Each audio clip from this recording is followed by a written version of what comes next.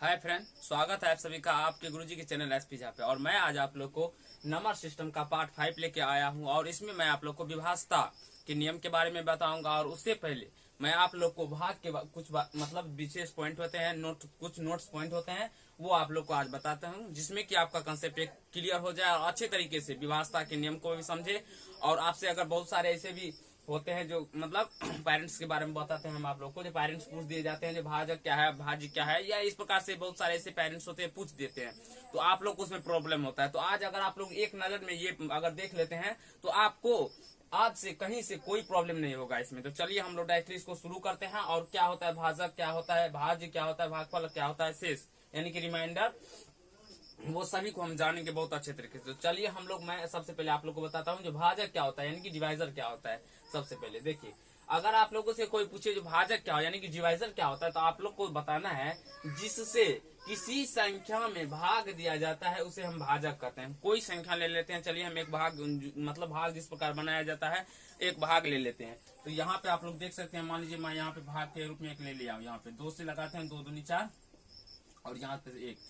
तो हमारा बोला जिससे किसी संख्या में भाग दिया जाए। अगर हम यहाँ पर बात करें तो हमारा यहाँ पे क्या होता है, तो यहाँ पे हम 2 से भाग दिए हैं, यहाँ पे क्या हुआ है 2 से भाग दिए हुए हैं। तो हमारा 2 क्या हो गया यहाँ पे डिवाइजर, 2 क्या हो गया डिवाइजर, यानी कि आप इसे भाजक बोल सकते हैं। तो आशा करता हूँ ये चीज डिवाइजर जो है वो आपको समझ में आ गया होगा। एक नजर से देख लेंगे तो आपका कंसेप्ट क्लियर हो जाएगा। चलिए अब हम समझते हैं यानी कि भाज्य क्या होता है, डिवाइडेंड क्या होता है। तो डिवाइडेंड यानी कि भाज्य क्या होता है, तो वह संख्या जिसमें किसी संख्या से भाग दिया जाता है भाज्य कहलाता है। वह संख्या जिसमें किसी संख्या से यानी कि इस संख्या से इसमें भाग दिया जा रहा है, इसका मतलब हुआ ये क्या हुआ, तो ये डिवाइडेंड हुआ यानी कि भाजक हुआ, भाज्य हुआ। तो आशा करता हूँ आप लोग को भाज्य और भाजक अब मतलब क्लियर हो गया होगा। अब बहुत सारे बच्चे ऐसे होते हैं जो भाज्य और भाजक में ही गलती करते हैं, बाद बाकी तो भागफल और शेषफल यानी भागफल और शेष तो उसको आता ही होता है, बस इस दोनों में मतलब गड़बड़ करते हैं। तो आपको ये दोनों ही केवल अच्छे तरीके से देख लेना है और पढ़ लेना है, ठीक है। अब चलिए हम जानते हैं भागफल की तरफ। तो भागफल की अगर हम बात करें तो भागफल यहाँ से देख सकते हैं आप लोग, भाज्य में भाजक से भाग देने पर जो परिणाम प्राप्त होता है उसे हम भागफल कहते हैं। यानी कि ये भाज्य हुआ मेरा, ये भागफल हुआ, मतलब ये भाज्य हुआ और ये भाजक हुआ। तो जब इस 5 में हम इस 2 से भाग देते हैं तो जो परिणाम प्राप्त होता है, यहाँ पे देखेंगे तो ये जो परिणाम प्राप्त हुआ है ये क्या हुआ मेरा भागफल हो गया। ये क्या हुआ भागफल हुआ। देखिए क्वेटेंट भागफल हो गया। भाज्य में भाजक से भाग देने पर जो परिणाम प्राप्त होता है उसे हम भागफल कहते हैं, ठीक है।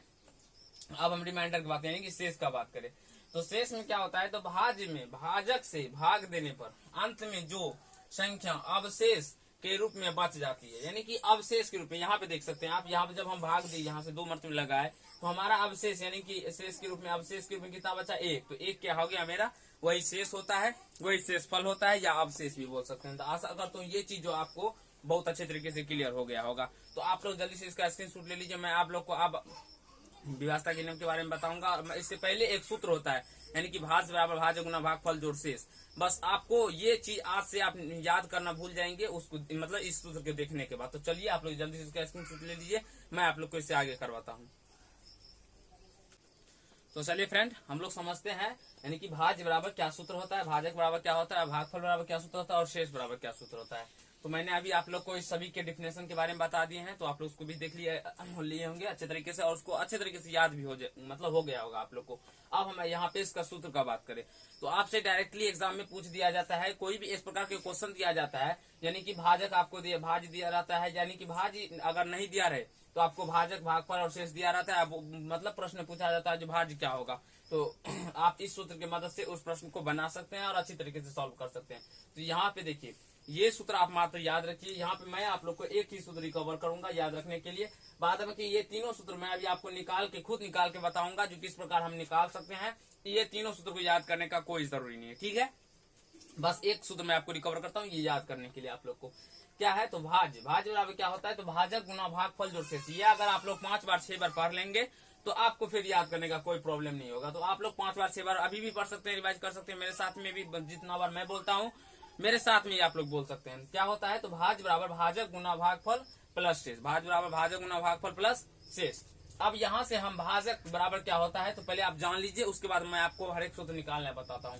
तो भाजक बराबर होता है भाज्य माइनस शेष बट्टा भागफल। अब देखिए कैसे होता है, यहाँ पे आप लोग देख सकते हैं कैसे होता है। तो अगर हम भाजक का बात करें, जो हम देखिए हमें जो सूत्र निकालना होता है उसे हम कह सकते हैं, बोल सकते हैं बायां साइड नहीं लेफ्ट साइड रखते हैं। तो यहाँ पे देखिए अगर हम यहाँ से यहाँ पे आप देखिए यहाँ पे ये प्लस में शेष है, तो इस साइड अगर हम इसको लेके जाएंगे तो ये माइनस में शेष हो जाएगा। तो यहाँ से क्या हो जाएगा, यानी कि भाज्य माइनस शेष हो जाएगा। और इस साइड क्या बच जाएगा मेरा, तो भाजक गुना भागफल। इस साइड क्या बच जाएगा मेरा, भाजक गुना भागफल। ठीक है, ये भाज्य माइनस शेष हो जाएगा और भाजक गुना भागफल बच जाएगा इस साइड। हमें क्या निकालना है, तो भाजक का मान निकालना है। तो भाजक को हम इस साइड रखेंगे और भागफल को क्या करेंगे, तो उस साइड भेज देंगे। तो जब हम भागफल को उस साइड भेजेंगे तो आप यहाँ पे देखेंगे तो भागफल हमारा क्या है, तो गुना के टर्म में है। तो जब ये इस साइड आएगा तो ये भाग हो जाएगा इससे, यानी कि भाज्य माइनस शेष बट्टा भागफल। तो आशा करता हूँ ये आपको निकालना सीख गए होंगे, ना कि याद करना। आप याद मत कीजिए, बस एक सूत्र को मैं बताता हूँ, आप लोग इसको ध्यान पे रखिए, याद कर लीजिए, तो आप तीनों सूत्र निकाल सकते हैं। तो आशा करता हूँ ये चीज, हाँ लेकिन जब आपको कैलकुलेशन करना नहीं आता होगा तब तो आपको कठिनाई होगी। तो इसीलिए आपको कैलकुलेशन करना आना चाहिए, जिससे ये तीनों सूत्र खुद ब खुद आप निकाल सकते हैं। याद नहीं करना है आप लोग को, अगर याद कीजिएगा तो आप गलत हो जाएंगे और मतलब भूल जाएंगे आप लोग। तो यहाँ से आप भाजक बराबर क्या निकल के आ गया, भाज्य माइनस शेष बट्टा भागफल, भाज्य माइनस शेष बट्टा भागफल, वही लिखे हैं। लेकिन जब आपसे भागफल बराबर पूछे, भागफल बराबर, तो वही सेम प्रोसेस, शेष को उस साइड लेके चले जाना है तो भाज्य माइनस शेष हो जाएगा। और भाजक भागफल का बात करें तो भागफल को हम यही रखेंगे, भागफल को क्या करेंगे, यही रखेंगे और भाजक को इस साइड लेके आ जाएंगे। तो गुना के टर्म में है तो ये इस साइड आएगा तो मतलब भाग हो जाएगा, गुना के टर्म में रहता है और लेफ्ट साइड लाए हैं इसको तो क्या हो जाएगा, तो भाग होगा। तो भाज्य माइनस शेष बट्टा भाजक। आशा करता हूँ ये भी सूत्र आपको समझ में आ गया होगा। अब हम शेष का बात करें, अगर हम शेष का बात करें यानी कि शेष क्या होता है, तो भाज्य माइनस भाजक गुना भागफल। शेष क्या होता है, भाज्य माइनस भाजक गुना भागफल। लेकिन आप लोग को क्या करना है, तो चारों सूत्र को 5-5 बार लिखना है। ठीक है, 6 बार लिखेंगे तो आपको याद भी हो जाएगा और भूलिएगा भी नहीं। याद करने का सबसे अच्छा तरीका है लिखना। आप जितना बार इस चीज को लिखिएगा उतना ही ज्यादा आपको याद होगा। मैं अभी आप लोग को विभाजता का नियम के बारे में बताऊंगा अच्छे तरीके से, तो आप लोग शुरू से अंत तक वीडियो को देखना है आप लोग को। तो देखिए शेष क्या होता है, भाज्य माइनस भाजक गुना भागफल। तो अब हम देखते हैं, तो शेष का निकाल, तो हमें इसका वैल्यू निकालना है। तो इसका वैल्यू जब हम निकालना है तो हम क्या करेंगे, तो देखिए ये दोनों टर्म क्या है, तो एक साथ है। कैसे है, तो गुना के टर्म है तो ये दोनों टर्म एक साथ है। आपको यहाँ पे एक चीज ध्यान से सोचना होगा और दिमाग लगाना होगा, क्या, तो ये आपको जो संख्या निकालना है ना, उस संख्या से उसका कनेक्शन, दूसरी संख्या का कनेक्शन देखिए, जो किस मतलब किस, चाहे तो जोड़ से हो या गुना से, भाग से। हमें यहाँ पे भाजक से करने मतलब भाजक का निकालना, तो इसलिए हम भाजक से देख लेते हैं, मतलब देख रहे थे, यानी कि ये भागफल किस मतलब संबंध से जुड़ा हुआ है, तो यहाँ से गुना है। लेकिन जब हमें शेष का निकालना है तो हम शेष से देखेंगे कि ये संख्या जो है ये किस से जुड़ा है, तो प्लस है, तो हम उस साइड जब लेके जाएंगे तो ये माइनस हो जाएगा। इसलिए शेष भाज्य माइनस भाजक गुना भागफल हो जाएगा।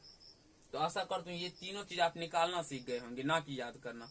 अगर याद भी कर लेते हैं तो बहुत अच्छी बात है। तो जल्दी से आप इसका स्क्रीनशॉट ले लीजिए, मैं आप लोग को आप व्यवस्था के नियम के बारे में अच्छे तरीके से बताऊंगा और समझाऊंगा।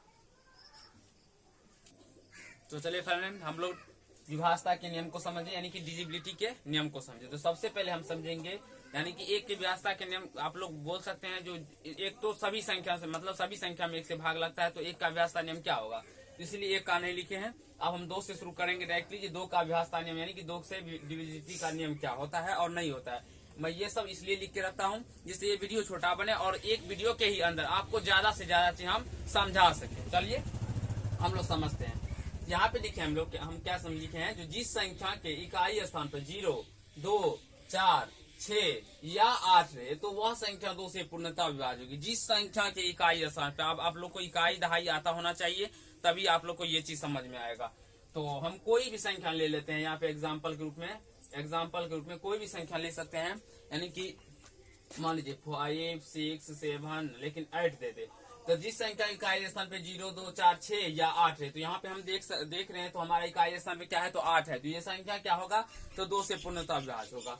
ये आपको ध्यान रख लेना है। तो 9, 6, 7, 9 कोई भी संख्या, लेकिन यहाँ पे 2 दे दे, तो हमें क्या है, जिस संख्या इकाई स्थान पे क्या है, तो 2 है, इसमें है, तो यहाँ यानी कि इसमें भी इकाई स्थान पे 2 है, तो ये संख्या क्या होगा, तो हमारा 2 से पूर्णतः विभाज्य होगा। तो यहाँ पे आप दूसरा संख्या देखते हैं 9, 5, 7 और यहाँ पे 0 दे दे, तो 0 दे दे तो इकाई स्थान पे 0 भी होना चाहिए, इसमें लिखा हुआ है, तो ये 0 है, तो यह भी संख्या क्या होगा, 2 से विभाज्य होगा। यानी कि इस प्रकार के बहुत सारे ऐसे संख्या है जो कि 2 से हमारा पूर्णतः विभाज्य होगा। तो आशा कर तो ये चीज आपको विभाज्यता का जो नियम है, 2 से पूर्णतः विभाज्यता का नियम, ये समझ में आ गया होगा। देखिए आप लोग किताब से मत याद कीजिए, किताब में बहुत विस्तार से दिया रहता है, मैं आप लोग को शॉर्ट करके, देखिए मैं भी तो किताब से ही पढ़ा हूँ, किसी टीचर से भी पढ़ा हूँ, लेकिन मेरा पढ़ाने का भी अलग स्टाइल है। मैं मतलब मेरे टीचर भी मुझे पढ़ाए थे, लेकिन मैं आज के मतलब आज जो देख रहा हूँ, अभी भी ऑफलाइन मेरा क्लास चल रहा है, यहाँ पर अभी जस्ट का बात करें अभी भी चल रहा है और ऑनलाइन भी चल रहा है। लेकिन मैं जिस प्रकार अपने बच्चे को अपने समझ रहा हूँ, तो उस प्रकार मैं आप लोग को भी समझा रहा हूँ। तो आशा करता हूँ जो आपको भी अच्छे तरीके से समझ में आ रहा होगा। तो चलिए हम 2 से विभाज्यता के नियम के एग्जाम्पल को समझ लिया अच्छे तरीके से। अब हम समझेंगे 3 से विभाज्यता का नियम।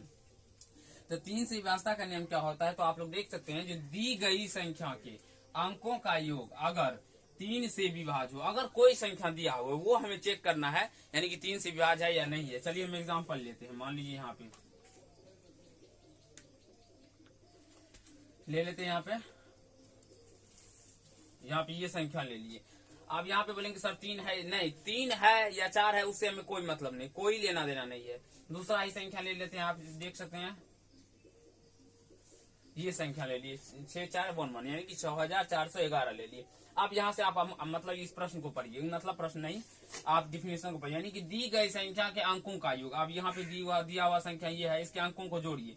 अंकों का योग यानी कि क्या हुआ, 2 + 7 + 9 + 3 अंकों का ये हुआ, यानी कि जितनी भी संख्या है वो सभी संख्या को जोड़ना। तो हम यहाँ पे जब जोड़ते हैं सभी संख्या को, तो आप देखेंगे क्या, यानी कि 7 दूना 9 9 18 3 21, हम जोड़ते हैं तो 21 आता है। आप देखिए यहाँ पे विभाज्य हो, यानी 3 से विभाज्य है, तो दी गई संख्या भी 3 से पूर्णतः विभाज्य होगी। यानी कि जब इसके अंकों का योग अगर 3 से विभाज्य होगा, अगर अंकों का योग अगर 3 से विभाज्य होगा, तो दी गई संख्या भी क्या होगा हमारा, 3 से पूर्णतः विभाज्य होगा। दी गई संख्या भी क्या होगा हमारा, तो 3 से पूर्णतः विभाज्य होगा, यानी कि ये संख्या क्या है, तो विभाज्य है। चलिए अब इसको हम चेक करते हैं। तो यहाँ पे जब हम 6 + 4 + 1 करेंगे तो 6 4 10 1 11 1 12, और 12 को देखते हैं तो ये हमें 3 से विभाज्य पता चलता है, जो 12 में 3 से भाग लग जाता है। इसका मतलब ये हुआ जी ये संख्या भी क्या होगा हमारा, 3 से पूर्णतः विभाज्य होगा। तो आशा करता हूँ आप लोग को ये मतलब 2 से विभाज्यता के नियम और 3 से विभाज्यता के नियम दोनों डिबिलिटी मतलब आपको अच्छे तरीके से समझ में आ गया होगा।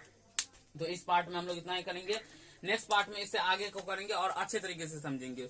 तो अगर आप लोग को ये वीडियो पसंद आए तो लाइक कर दीजिए, कमेंट कर दीजिए, क्योंकि एक ये वीडियो बड़ा हो जाएगा तो इसलिए हम मतलब छोटा ही बनाएंगे और ज्यादा से ज्यादा चीज आपको एक वीडियो के अंदर समझाने का कोशिश करते हैं। तो आशा करता हूँ आप लोग को ये चीज समझ में आ गया होगा। तो नेक्स्ट पार्ट हम लोग पार्ट 6 में 4 से डिजिबिलिटी के बारे में सीखेंगे। तो धन्यवाद दोस्त, आज का पार्ट में इतना ही रहेगा।